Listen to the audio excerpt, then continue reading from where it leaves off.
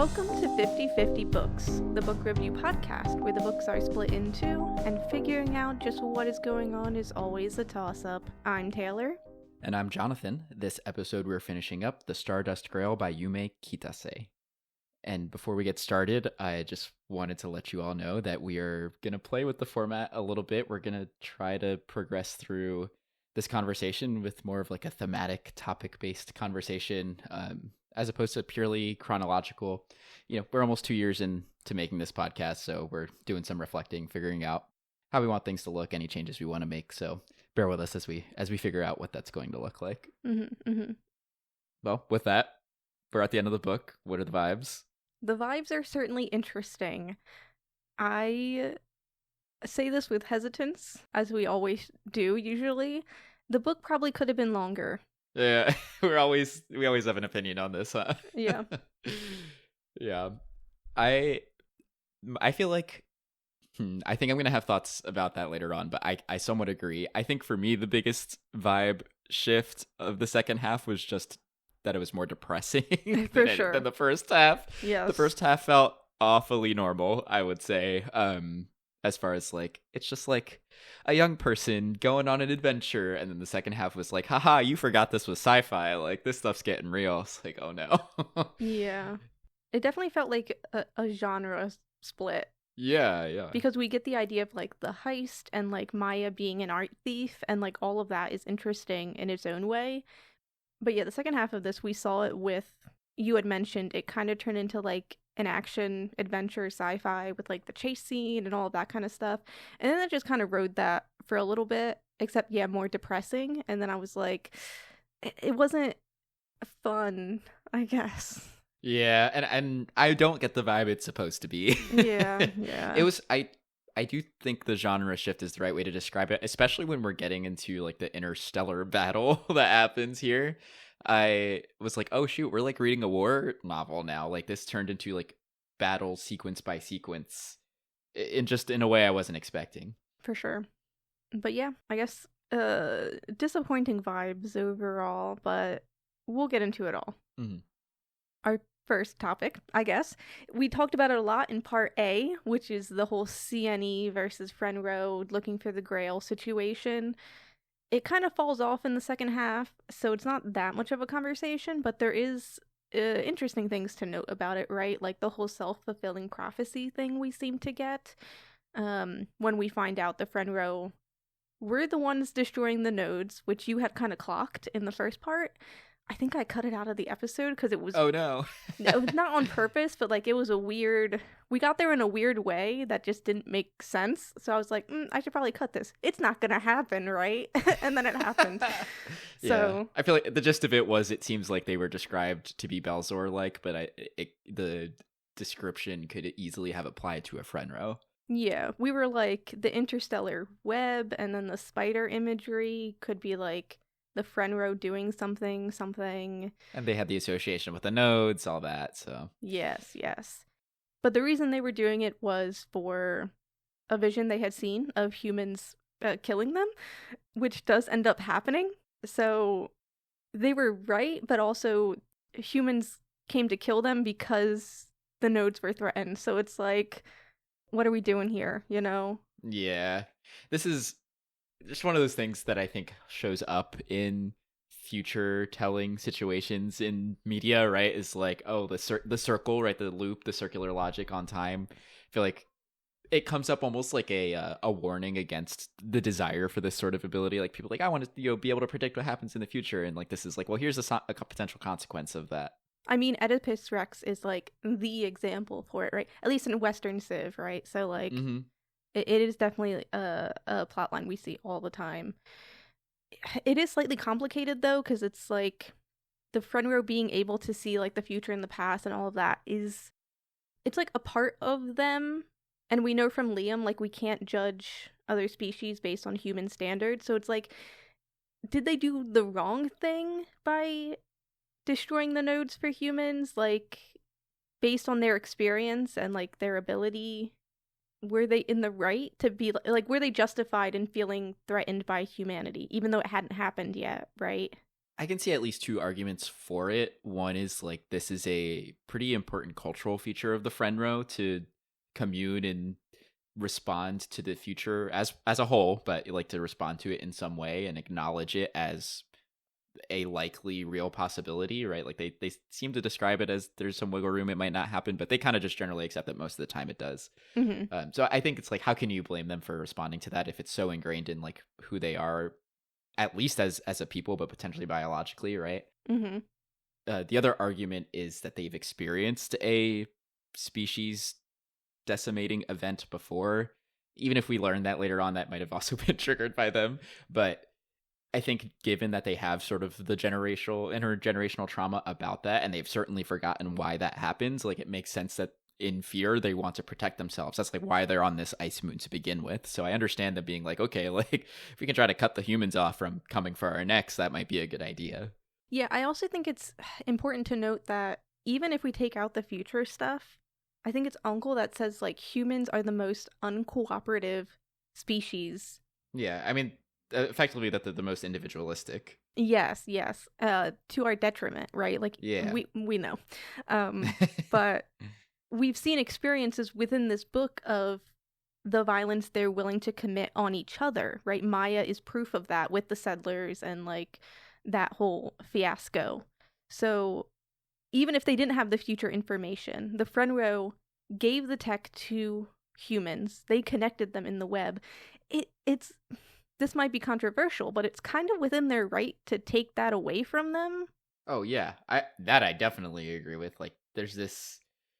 This comes up for me particularly when the humans decide they're going to destroy the Frenro, like after seeing them crush a node, where I'm like, you guys have decided your response to that is like, oh, the Frenro are the threat. Don't forget who made this stuff to begin with, though, right? It's a bit of like biting the hand that feeds you. Like, the issue is, if the issue is with the nodes being crushed, the only way you're ever going to get them back is if you deal with the Frenro. So destroying them doesn't exactly seem like a solution to the issue. Like that, if anything, guarantees that you're not coming back from it.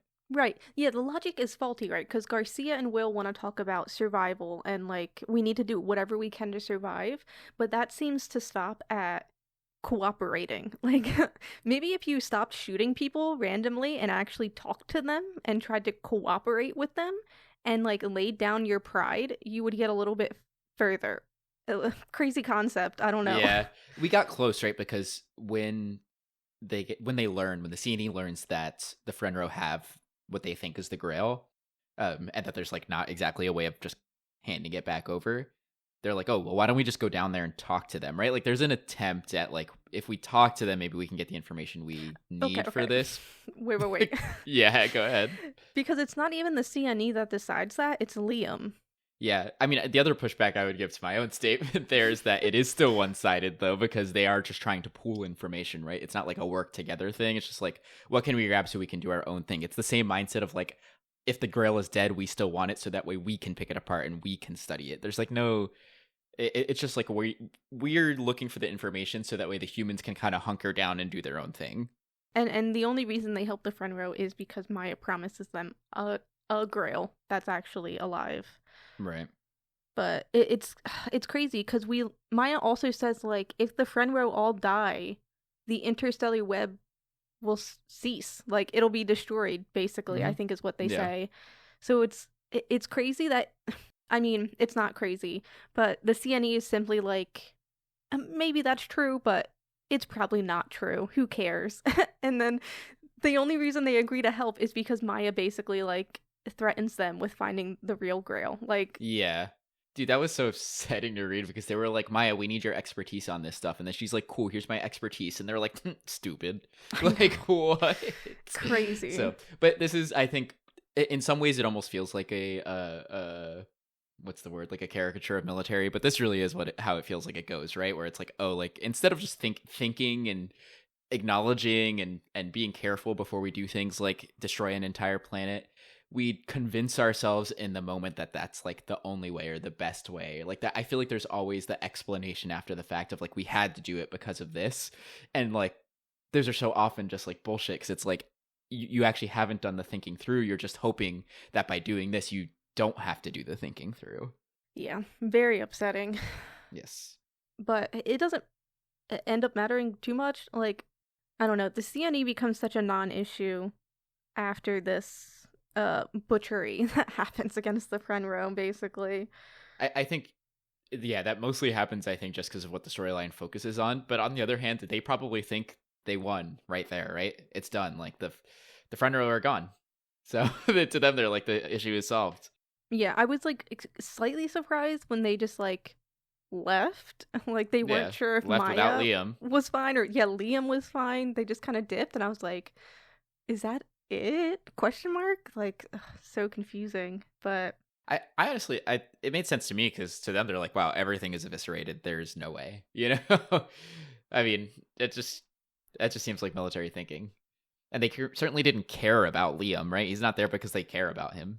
yeah, but do they still want like they want some kind of solution to the note? Well, okay. I think they claim they want that, right? But I think if they cared about that, they wouldn't have done this, right? That's why I'm saying, like, in the moment, like, let's just destroy all the friend row and be done with it, is their decision to cut their losses. Right. But yeah, that's CNE stuff. They won't get a grail. I mean, they might though, because apparently they can duplicate that or make more of them. So yeah, but they can't use the grail because it's the. Oh right, because in order to make a node, you need the friend row to do it. I guess they have that other thing they pulled out of the encyclopedia, that like crystal thing. Yeah, they get the convenient end where they don't have to worry about the friend row, and they have this new tech that Maya gets, and Will like doesn't have to betray anyone, even though she already did. Yeah, she definitely did. She did, but like she's really bad at it. Yeah, for sure.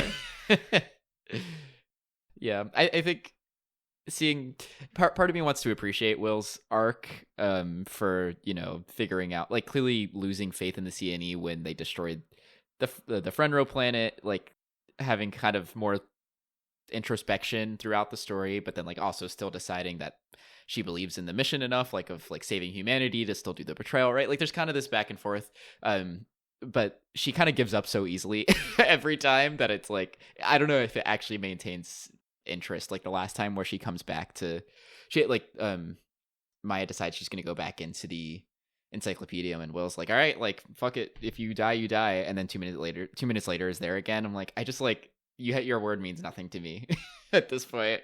Yeah, it would have been nice for us to settle a little bit more on Will and like what she was feeling about the CNE. Yeah, we don't really get the direct words for it. Yeah, because she's reacting to the butchery, and she seems struck by it because it is. She describes it, I think, as butchery, or maybe Maya does. I don't remember. It doesn't matter. She's clearly jarred by it either way. For sure. But then we go right to the encyclopedium, and it's like hit after hit in the encyclopedium that we don't really have like a moment to spare to kind of talk about the CNE. But then also she's like betraying the whole time anyway. So it's like, what are we doing here? Mm-hmm. Yeah. So I was right about the betrayal, by the way. Yeah, you were. Yeah. But, you know, she didn't do it, I guess. She did it for humanity. She didn't like do it for medics or anything like that. So yeah, I definitely don't feel like I got the way the betrayal was going to show up until I started reading the second half, because I thought it was going to be more of an active, like, Will's going to go onto a CNE ship kind of betrayal. But this was like there was some point maybe after this battle happened where I was like, oh, she's probably going to like get to the end with them and then do it. Like, yeah, even then it wasn't settled in her mind to do it though, because it's like she wasn't even sure she was going to go to the encyclopedium with them, right? Like that wasn't part of the plan. It just kind of like happened, mostly because I think medics wanted to go, but yeah, they were gonna leave. So yeah, it was just like a really wishy-washy type of situation. But yeah, that kind of settles the CNE though. Humans still kind of suck, I think, is our ultimate decision here. Mm-hmm. Front row, honestly, I think they were kind of fine. Maybe I just hate humans too much. Like, I'm not totally against them here. Yeah, there does seem to be the introduction of what your reader's opinion is supposed to be of friend row as complicated. Yes. Right, like, I think it starts off as like, oh, you're kind of like pro friend row because like uncle and like, I don't know, like all the friendliness you observe, right? Like, I think I don't remember if I ended up saying this last episode, but there's this accusation from Will of like, oh, just because they say they're friends doesn't mean they're friends. And it's like, oh, well, like they actually do a lot of friendly things and look out for people. So I think you do get this positive vision of the friend row, and then like the stuff in the second half is supposed to make you question it and maybe not like dislike them, or maybe you end up that way, but at least be like, okay, like they're not just like inherently good because of the things that they've done. Like there's more complication to it, which is fine. I think I also find myself still leaning more towards like, yeah, with the friend row, they're doing their best, you know, they're doing what they think is what they think is right. So yeah, because we do get that kind of victim imagery of them, obviously, mostly because like their history is kind of skewed, I think intentionally by the whole, and then also because like Uncle, it just doesn't remember stuff. right. It's been a very long time. I think it's hard for us to like grasp just how long it's been for them. We get a lot of imagery of like we have like the classic sci-fi civilizations in space type of stuff, but like all of the Frenro stuff is like ruinous, right? Like it's the artifacts, and it's like there's nothing alive associated with the Frenro, so it just paints like a very sad, destroyed image of them. And when we do get to that secret cave that they live in, it almost seems kind of like, I mean, Maya feels betrayed because she didn't know about it, but there is something like, not revolutionary, but like there's something exciting about it, because it's like, oh, they've been hiding here this whole time. Like, we weren't even sure if we were going to see another front row in this book, but we see a lot of them. So, yeah, these people were almost like wiped out of the interstellar web that they made, but like, no, they're surviving. Like, we love stories like that. But yeah, it turns out Maya maybe is putting them a little bit on a pedestal, and then they're just a little bit more complicated than we originally thought. Right, yeah, because they didn't know their real history, and once we find out, it's like, oh, okay, like they maybe had more of an active role in all this. Yeah, and then obviously, as we mentioned, they are the ones that can make and destroy the nodes, which does kind of put everybody else a little bit at their mercy, really. Mm-hmm. And then obviously there's with the Belzor. The Belzor are kind of right about like the infection coming from the Frenro. But then the question is like, is it okay to like xenocide a species, right, for that question mark? It does come. How do I want to say this? I obviously the Belzor, in my opinion, are going too far, right, to do all that. But I can understand why they feel like that's the move, because as Maya has mentioned throughout the story, the Frenro do just kind of like go for it when they meet peoples, right? They like, oh, like let's be friendly, let's get in their space, right? And they should know by now. They do mention like they've gotten better, and I think there's probably some validity to the fact that they have trouble understanding to what degree they need to be careful. Mm-hmm. But at the end of the day, like, yeah, they are going out there and infecting new species as it goes. And the Belzor mentioned later, like, we do not have a vaccine. Like, this continues to screw with us, as we saw with the Lithia situation. So, like, I understand why they feel the need to do something to protect their people. And potentially they see it as, like, a valiant effort to protect future potential infections of new peoples as well. It's an extreme measure, but I understand the desire to act. Yeah, it might be equitable to like the human situation, right? Like, it's like, do we need to resort to violence for this solution, or could we simply speak to each other and solve it, right? It's slightly difficult with the Frenro because of the whole situation, especially because they seem to like paint over the bad aspects of themselves. Mm-hmm. But yeah, I don't know. They need to learn, right? So like, you don't learn unless you have the chance to learn, basically. Yeah. And you don't really do that by dying. Yeah, exactly. Not exactly helpful. Yeah, and that's just also going to screw them in different ways again with the nodes, so. Yeah. Before we go on to the next thing, though, yes, I do want to bring up that I'm glad I was able to pin that relationship between Frenro and node creation. It wasn't perfect, because I thought it would be the youth, but just about there. It's the elders instead. Crazy thought process. Yeah. It's honestly, I feel like, I mean, overall, both of us, I think we hit the theories pretty good on this one, but I was like pretty happy with my performance. It's like, I saw this, and well, I guess we'll get to the other ones as we're talking, but I'm like, yeah, like we actually, I don't know if I had the confidence that they were going to pan out the way that they did. Yeah. To be fair, like, a lot of our theories are pretty accurate, and maybe just slightly like to the left. Yeah, exactly. Yeah. One thing that does come up a lot with interactions with the Frenro, I would say throughout the entire book, is kind of an argument between intent and impact with the Frenro, because they seem to judge things a little bit more on their intention. This comes up especially in this argument between Uncle and Maya about what happens on Lithius, where Maya kind of leans more on this, outcome based evaluation of morality, where like, oh, like everything went wrong on Lithius. We were responsible for the deaths of lots of people due to the infection. Like, because it went poorly, it was a bad decision. Whereas Uncle kind of introduces what I think is more of just the Frenro angle of like, well, like we were well intentioned, we were doing what we thought was right, we did our best to warn them, and because we did everything we could have in the moment, we can't really be carrying guilt for those actions. And so I noticed this as like a trend for the Frenro as a species and as a point of discussion for them. It comes up again too when Maya she's connected vaguely to the whole and has this thought of, oh, I don't really feel like the Frenro think about the consequences of their actions. So she's like having the active thought about this while connected to them. And because of this ability for the whole to kind of insert its thoughts in, everyone else's heads, it gets replaced with the thought that Frenro are good intentioned. And so like any thinking about that Maya's having about consequences just disappears because it doesn't matter because Frenro are good intentioned. Maybe they just think too highly of themselves. I think they do. As like the connectors of the web and everything like that. Like, yeah. And we see it a little bit with like settlers and stuff as well. Like, we didn't talk about this a lot in the first part, but Maya, because she's infected, is like called a prophet, and like Uncle is called a wise one. Like, they have like mythic godly presence, right? Like, right. There is, and with how long they live, like there is something kind of celestial about that. So yeah, they just think they're in the right, I guess. Yeah, I think they think that this idea of their like the whole is just the best way to make decisions in a way, right? Like that's why they continue to revere it and engage in it. And that does lead to sort of malicious behavior about it, right? With replacing Maya's thoughts.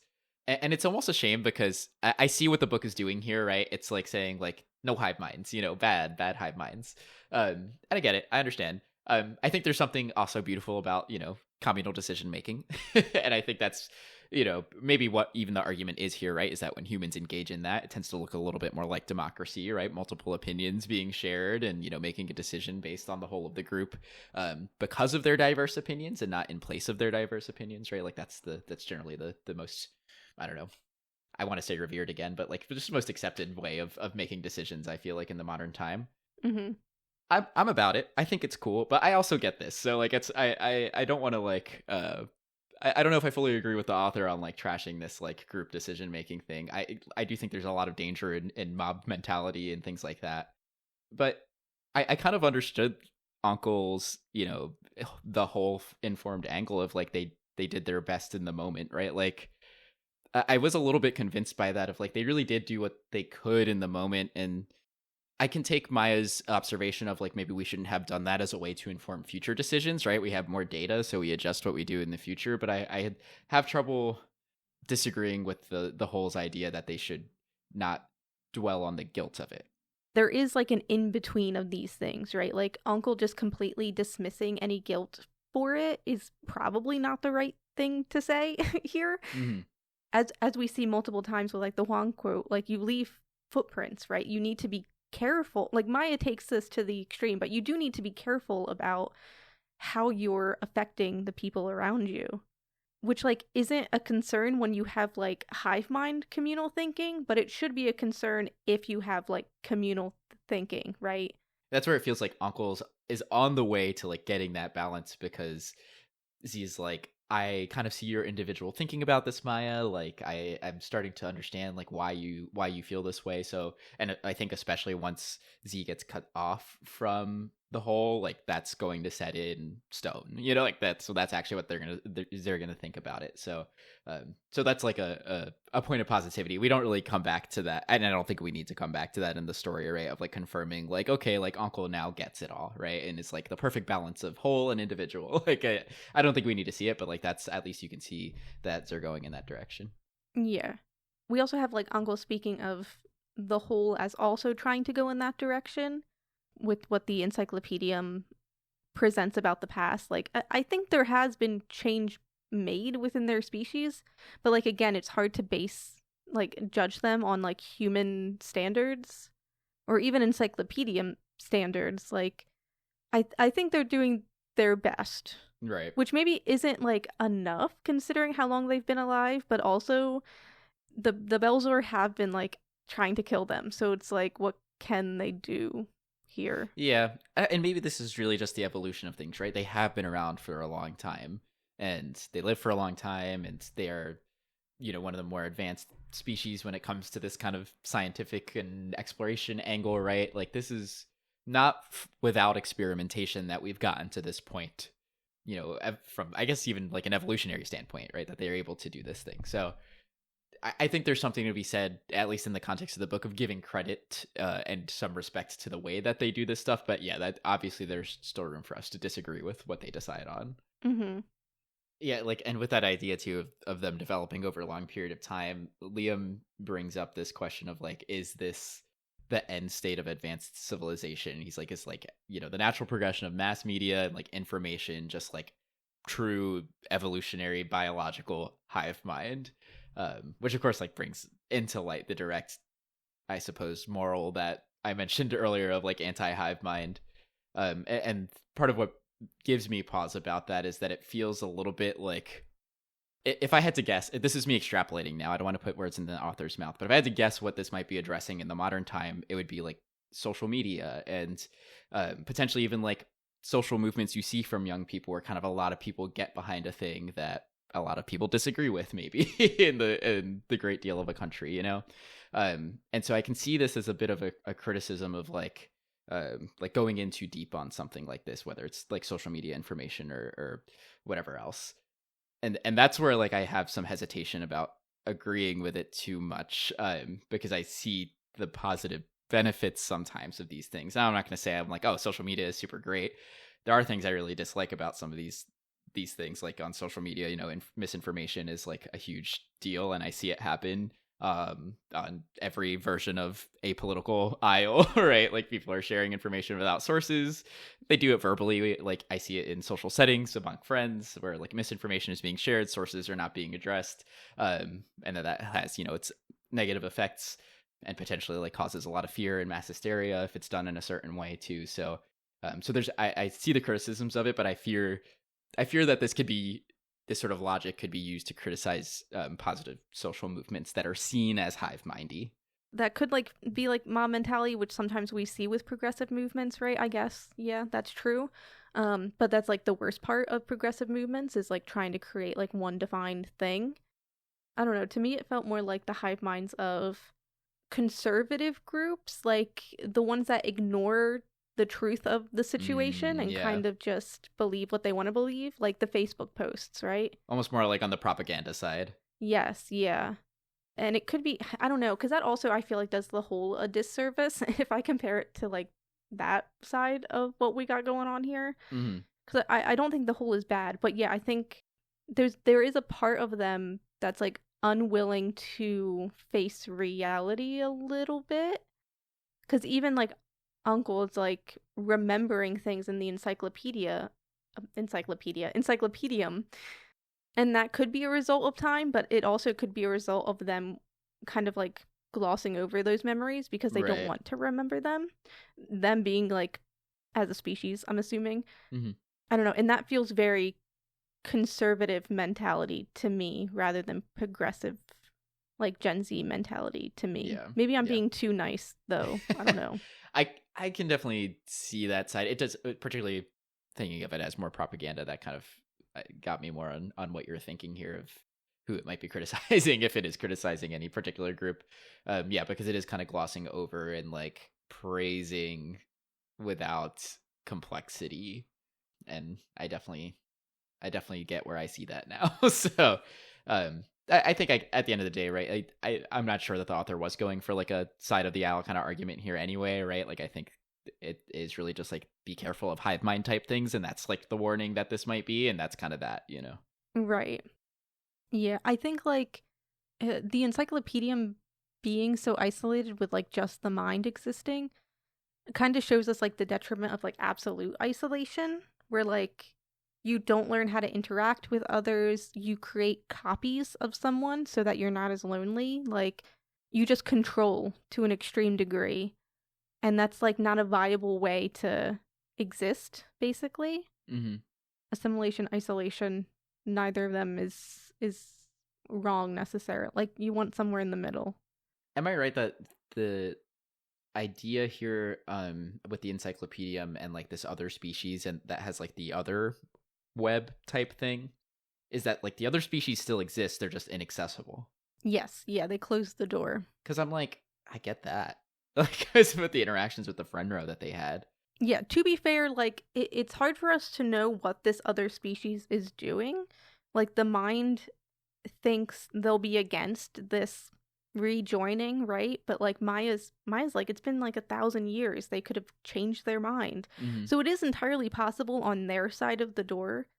They've extended their web. They've interacted with other species and cultures and changed. If you want, like, the hopeful ending of this book, that's probably what they've done. If you want the not so hopeful ending of this book, they're coming to kill everyone. Right. Who can say? Yeah. That's crazy too, because I think with that, like this idea of like forcing people to open up feels wrong, you know? Even if like, I don't know, even if there's positives in the long run or something, right? Like it just feels wrong to force that. And so I'm just like, why are we... I don't want that door to open. That, like, I think they should have the right to open the door when they see fit, you know?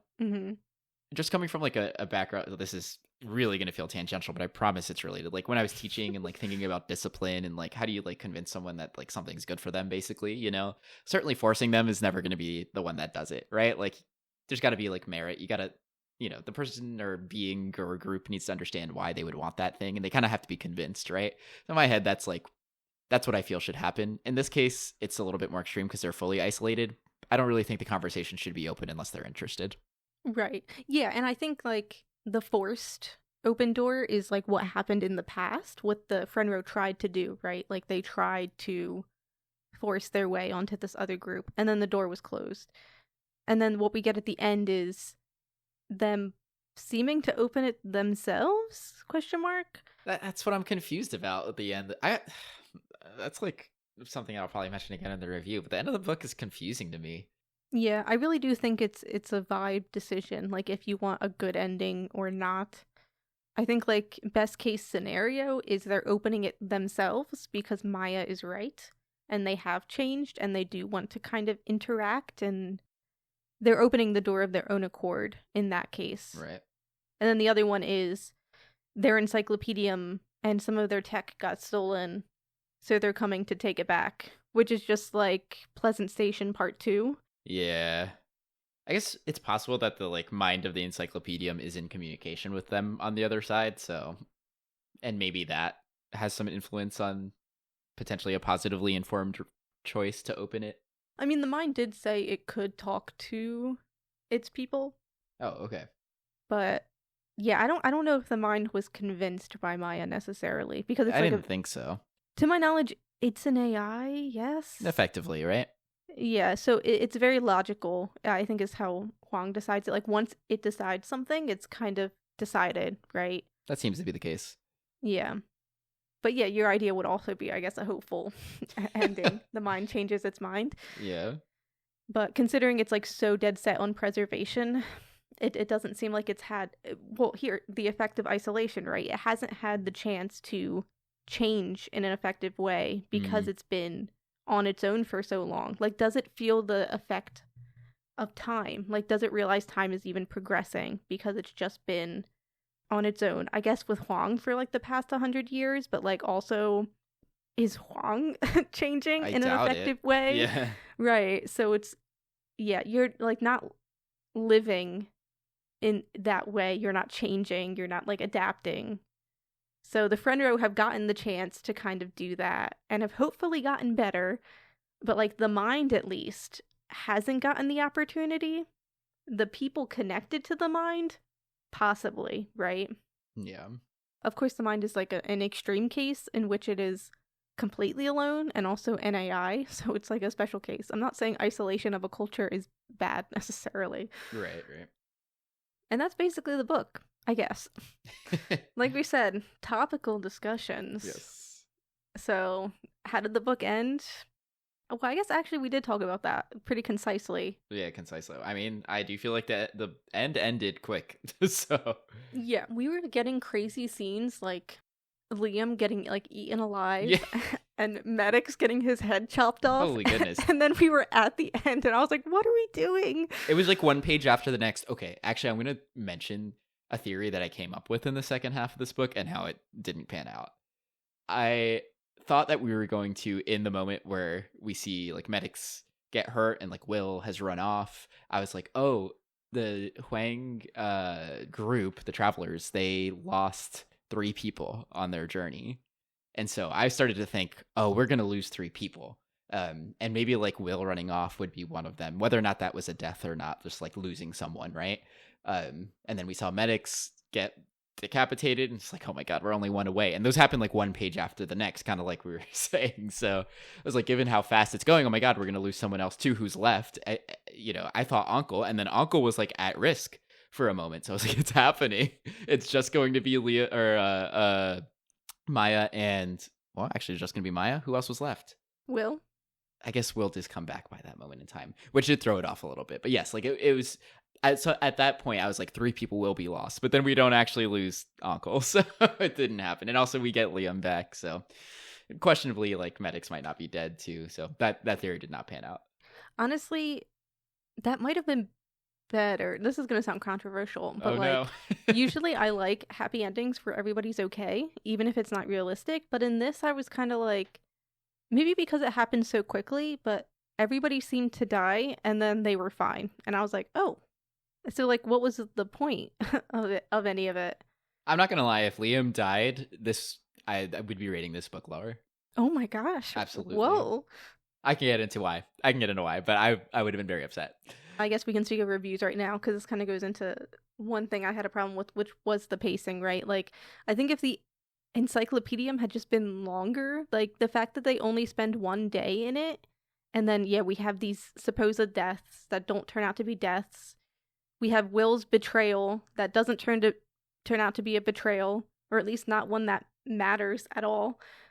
It just felt like things were happening for the sake of happening, and then we weren't sitting on any of it. And like, considering Maya's, I don't want to call it a guilt complex, but like we've talked about it, right? Like the way she feels guilty about what happened with the Belzors and stuff. Mm-hmm. Her, like, Liam dying under her watch, and like Uncle supposedly sacrificing himself if that had actually happened, and like Maddox dying just as he had felt joy, like there was the opportunity for her to kind of sit on these things, especially because she was the one that was like, we should go for the Grail. Like, yeah, that's fair. It's funny because you almost focused on totally different things than I did when it came to pacing, but I also felt that it was too fast, right? Like we talked about the supposed deaths 1 page after the next. For me, it was actually just more like the environmental setting, like the descriptions and setting of what's going on, where I was like, I'm thoroughly confused about how to visualize what is happening right now. There was kind of, I feel like, abstract language about the setting was used as a way to like skirt needing to get into the details, like by allowing is maybe not the word I want to use, but maybe that's how the author sees it, like encouraging you to just come up with it yourself, right? Like, I'm just going to give you these like little snippets of what's going on, you can imagine the rest, right? But I kind of wanted a better understanding of what the encyclopedium was like when they were going through those kind of more intense portions of it. We almost got it when we were at the beginning and they were explaining there's a main atrium and like there's like a cube on the wall. Like we got a little bit of that. Everywhere else, I was like, where are we? What is going on? Like, give me a map, I want at least a little bit of something to help me understand, like, what this place really is after, it's been built up throughout the whole story as, like, a mysterious place. Yeah, we kind of just quickly go through rooms. We quickly deal with creatures. And, I don't know, when I pictured them, like, running through that area, genuinely, I just imagine them running through the dark. I could not picture a single thing, which is maybe what it was like. It probably was because they said they only had headlamps. Yeah. So it's like fair enough, but this place had been anticipated since the beginning of the book, and this was like the real heist location, right? Yeah. Like more than Emerald was. Like this was the place. This was the place That's of a great myth, point. even. And the place that haunted Maya in her dreams. And we don't see much of it. We don't spend a lot of time there. Yeah, it surprisingly felt like a simple expedition, considering like nobody's ever been there, and then Huang's crew like entirely died there. Yeah, and like I feel like even on some of the escape scenes, right, of like, oh, like this plant just tried to eat Maya, right? Like things like that where I just don't feel like I understood what happened to move on from that. Whereas like, okay, I guess Will saved her, but I don't understand how. And now they're running, but where are they running? Like where are they? Like there are even questions of that. Where I was like, okay, I understand it's fast paced for a reason, and I tried to think about it too, of like if there was more detail here, would this be boring instead? Because it's supposed to be like a fast paced scene. We're scared. We're a lot's going on. Things are probably actually moving this fast, right? So I understand that, and I can even give it some credit for that, because I think too much detail probably in fact would have made it boring. But I could have used just a hair more, Yeah, at the very least, before they got like attacked by literally everything, Right. we could have like spent more time in that section, because they get in pretty seamlessly. Right, they don't get the problems until they have the Grail. Yeah, until they try to take the Grail. But yeah, the pacing, I guess, overall, character-wise, pacing, that's like my main issue I think I had with everything. Like medics was also a problem we mentioned in the first part. We might talk about sentience, and then you were like, if it even matters. It turns out it doesn't really. Yeah. He gets more emotions. It's kind of cool, but like, yeah, he kind of dies. He's like kind of in a coma is how I would look at it, but it's whatever. I almost want to give it some credit here, because it didn't do the cliche technically, right? Like it didn't really just say like, oh, like sentience, what a complicated thing. Like, like it didn't bring in the traditional questions of like, is he effectively a human now or not? Like there was a little bit of commentary from Will, but that wasn't like really the point. It's just like, I think really what it was getting you more comfortable and more attached to Medic, so that way he could die, right? Like, which is like, I don't necessarily love that either, but I don't think it unfairly used the sentient storyline the way I thought it was going to. What I do think is kind of interesting about it in its stead, though, is basically what I feel like happened to Medics is it gained more of these human emotion related modules, like the Optimist one towards the end. Mm-hmm. And it's not until it's like collected a certain number of human like emotions that it does something kind of stupid. And like acts a bit human for real. Like it first is noticed to interrupt someone, and I think that's supposed to be like, oh, he's like crossed the line, like he's too human now. And then he like kind of runs off at his own risk into the situation that leads to his death. And I think that's almost almost like a dig at humans of being like, oh, once we get too into the like emotional part and maybe even the optimistic part of ourselves, like that's when we risk ourselves. Oh, that's interesting, because Maya notes when he does that the reason he does it is because he's not human. Like, he doesn't hesitate the way a human would. I almost saw it as like childlike though, right? Like he's new to this stuff. So to me it came off as naive. Like, yeah, I guess you're right though. Like they used the word human and not adult, right? But to me it came off as like, okay, he's just learning optimism as a concept. He's just learning all these things he just installed. He's also self-modifying his code, so who knows what else has changed. So to me it's like, oh, he doesn't know how to handle any of this stuff yet. And just like the same way a kid will kind of like, I don't know, do something stupid and then fall down and start crying, right? And it's like you kind of did that to yourself, right? But you're a kid and you're learning. Like medics just happen to be doing that in a high stakes environment. Yeah. I think I'm not disappointed by like the medic's storyline. I guess I just wanted more of him, which is like classic. He was one of my favorites. Him and Liam just like laughing about everything. Yeah. I thought was so freaking cute. Oh my god.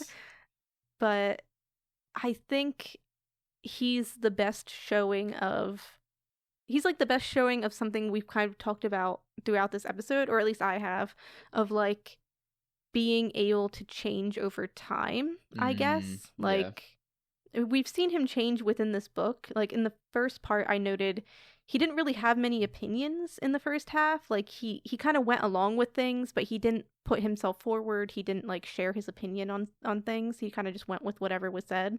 But in this, like you even noted, like he interrupts people. He like shares his opinion. He just does things on his own.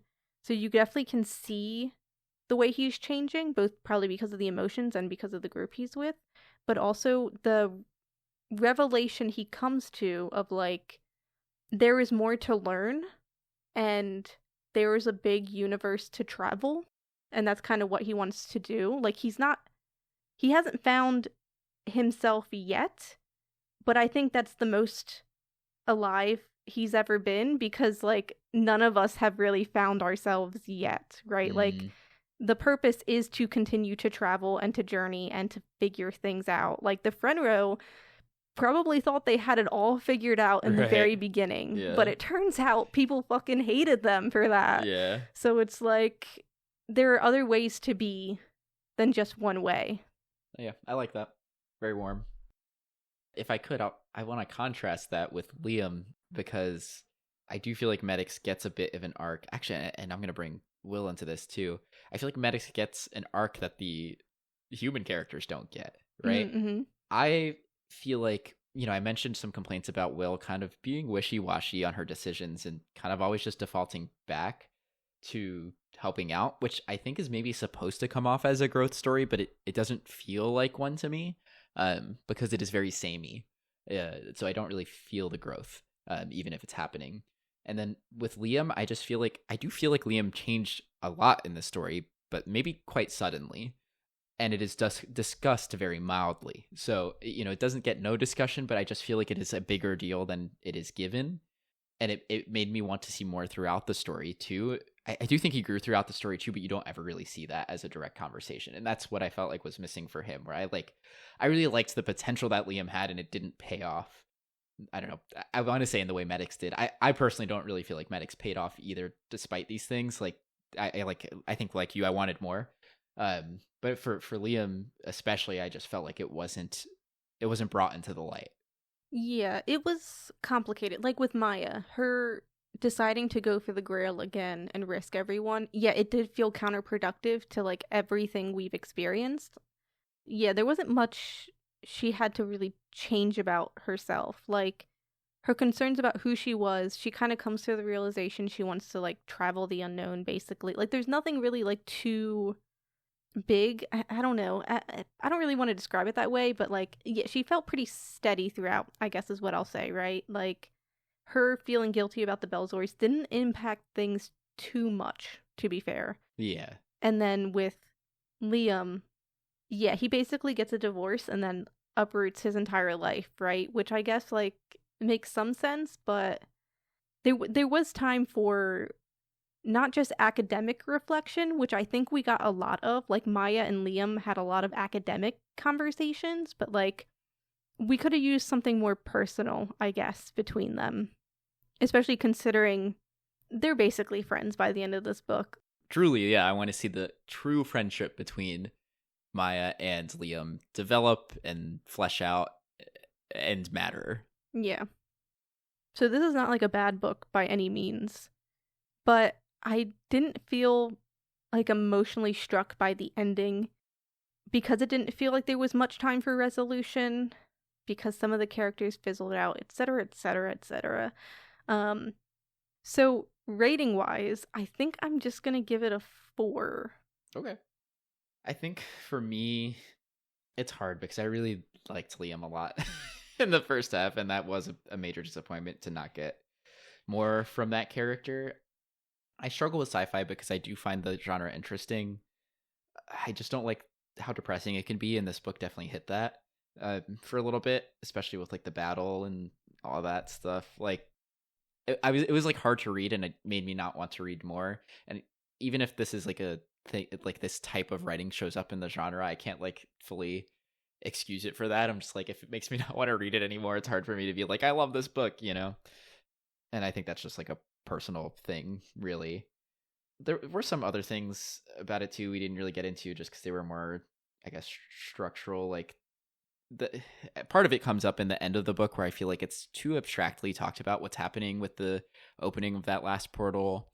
And in general, there's a few chapter endings where the vibe is like, we know what we have to do, or like something kind of cliche like that feels like it's supposed to give you what happens in that moment. And I find myself being like, so what does that mean though? And then the next chapter starts and we're like moved on, you know?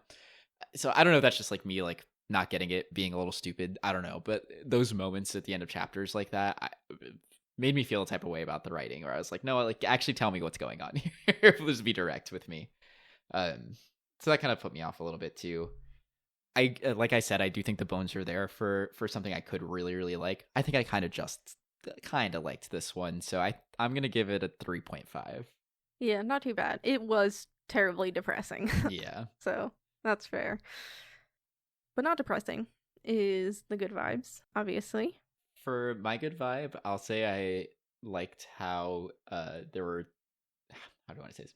I liked how fleshed out the other species were, and that we got to spend time with a couple of them. Now, at the end of the book, there's like some end matter explaining all of the species there are. We don't get all of them in the actual story, like interaction wise. But that's okay with me. Like, I like that we got a decent amount of time with Uncle. We got to see the Frenro homeworld. Oh, well, current homeworld, I guess. So that was pretty cool. Like getting that kind of behind the scenes look, interacting directly with the Belzors at the museum, even though that one got shot. That was kind of sad. But like getting to actually interact with them and not just hear about them as an abstract concept was pretty nice. And so I liked what like the effort put into that by the author.